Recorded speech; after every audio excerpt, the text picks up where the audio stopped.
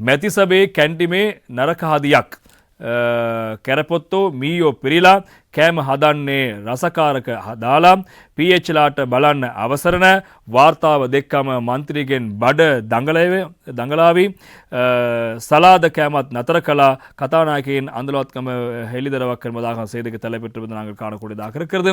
எனவே பாராளுமன்றத்தினுடைய இந்த உணவு தொடர்பான பிரச்சனை அது தொடர்பான விடயங்கள் தொடர்ச்சியாக எப்போதுமே பேசுபொருளாக இருந்து வந்திருக்கிறது.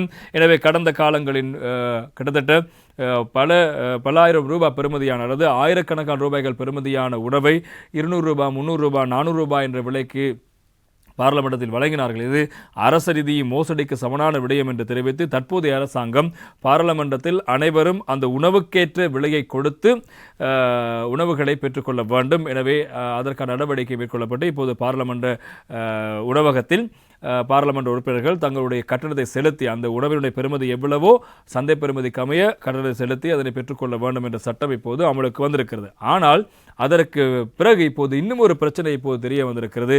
பாராளுமன்றத்தினுடைய கேண்டீன் அல்லது உணவகத்தினுடைய சமையலறை மிகவும் படு மோசமான நிலையில் காணப்படுவதாக சுட்டிக்காட்டப்படுகிறது. எனவே சபாநாயகர் இது தொடர்பான அறிக்கை ஒன்றை கோரியிருந்த அறிக்கையின் போது அங்கே இருக்கின்ற அந்த உணவு தயாரிக்கின்ற பாத்திரங்கள் எல்லாம் சுத்தமாக இல்லை, உடைந்து காணப்படுகிறது. கரப்பொத்தா, அதே போல் கரப்பாம்பூச்சி, அதே போல் அங்கே இருக்கின்ற ஏனைய உயிரினங்களாக இருக்கின்ற எலிகள் போன்றவை நடமாடுகின்ற பகுதியாக இருக்கிறது. அதே போல் மனித உடலுக்கு உதவாத ரசாயன பொருட்கள் பயன்படுத்தப்பட்டு உணவுக்கு சுவையூட்டிகளாக பயன்படுத்தப்படுவதாக தெரிய வந்த நிலையில் இப்போது சபாநாயகர் விடயத்தை வெளியில் கொண்டு வந்திருக்கிறார். ஆனால் பாராளுமன்ற கண்ணினுக்குள் PH செல்வதற்கு வாய்ப்பு இல்லை, பொது சுகாதார செல்வதற்கான வாய்ப்புகள் இல்லை. இதன் காரணமாக அது ஏகோபித்தமான ஒரு இடமாக மாறி இருக்கிறது. எனவே இதனை தடுப்பதற்கு நடவடிக்கை மேற்கொள்ளப்பட வேண்டும் என்பதாக சபாநாயகர் வலியுறுத்தியிருப்பதான புலனறுவில் இடம்பெற்ற நிகழ்வின் போது சபாநாயகர் இதனை வெளிப்படுத்தியிருப்பதாக அந்த செய்திகளும் பிரதானமாக இடம்பெற்றிருப்பது நாங்கள் காணக்கூடியதாக இருக்கிறது.